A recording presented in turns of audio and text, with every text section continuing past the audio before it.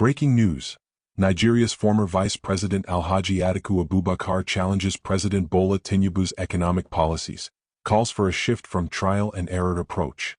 Former Vice President Atiku Abubakar has voiced strong criticisms of Nigeria's current economic direction under President Bola Tinubu, calling for a decisive shift from what he describes as trial-and-error policies that have left the nation in economic distress. In a direct response to a recent presidential statement, Atiku argues that the Tinubu administration's approach lacks the strategic vision required to lead Nigeria out of its current challenges. Nigeria's economy has been under strain with high inflation, sluggish growth, and rising unemployment. Atiku contends that the Tinubu administration's approach to economic recovery focused heavily on increased taxation and national prayer efforts is not the solution that Nigerians need.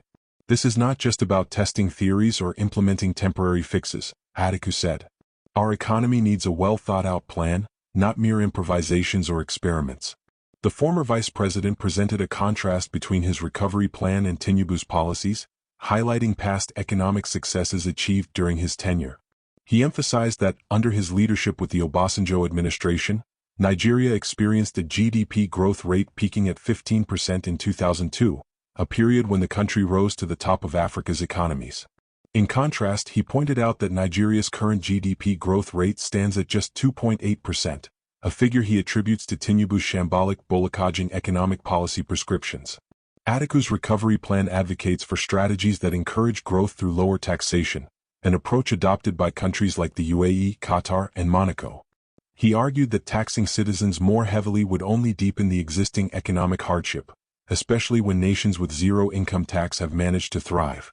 To underscore his point, Atiku highlighted how countries like the UAE and Qatar have become economic powerhouses by reducing taxes and fostering an environment for growth.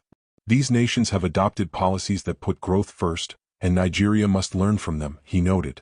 Atiku also addressed the recent election, suggesting that the outcome was not an accurate reflection of the Nigerian people's will. He argued that the economic consequences of Tinubu's policies stemmed directly from the 2023 election outcome, which he claims was criminally stolen from the Nigerian people. In a pointed remark, he questioned the administration's reliance on prayer as policy, calling it a bold strategy but inadequate without diligent, tangible economic reforms. Atiku's statements have sparked a debate about Nigeria's economic future. As the country navigates these challenging times, the question remains, will Tinubu's policies prove effective, or will Atiku's proposed approach offer a more sustainable path forward? Stay tuned as this story develops, with insights from economic experts, political analysts, and the Nigerian public. If you enjoyed this video, please subscribe, like, and share for more news tips and updates.